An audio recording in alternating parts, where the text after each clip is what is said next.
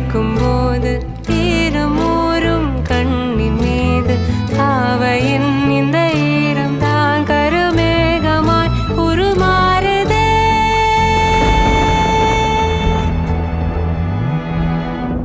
காணல் ஆகுமோ காரிகை கனவு, தாகம் தீர்க்குமோ கோடையின் நிலவு.